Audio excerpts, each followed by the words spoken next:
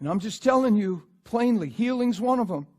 Well, I've been prayed for. Well, I don't know why I'm not healed. Look, I understand. I don't have all the answers for all that. I just know He's good. I know He paid for it. I know if we walk in righteousness, I know if we believe He forgives us, we don't forget His benefits. He forgives all my sin. He heals all my disease. We get technical. We run it through the analytical process.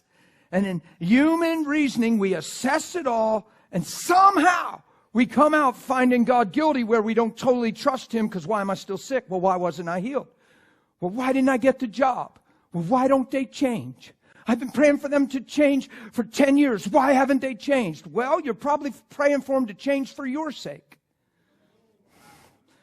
I mean, you pray amiss your own lusts and desires, and they don't get answered. It says that in James. You might be praying for your sake. If they get changed, your day's better. Come on, God. Change them.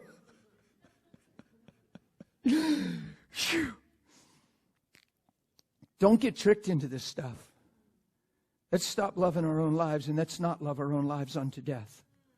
It's the only way to be a Christian if I'm reading my Bible clear. The only way you overcome is through the blood and the word. The blood of the Lamb, the word of our testimony, and we love not our own lives unto death. Now we forget that third one, but that third one's what makes the first two valid and powerful. Because if all you're doing is pleading the blood and the word of your testimony for your sake, then you won't see the power of those first two. As powerful as they are, you won't see the manifestation of them in your life, or James wouldn't have wrote what he wrote. Are you hearing me? Come on, if God has to heal me to prove His love for me, then I haven't seen His love through the cross. So I'll never be rooted and grounded in love. So circumstances is always going to be the barometer, and my life with God's going to go like this.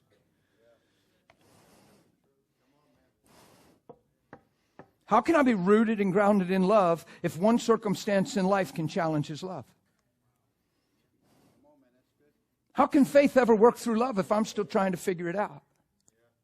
Now I'm just another man driven by need. And of course I pray and it sounds spiritual, but my motive is need, not covenant, not trust.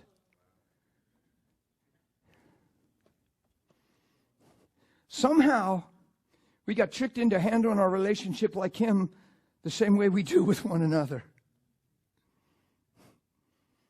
It's amazing. He says, don't put your trust in any flesh.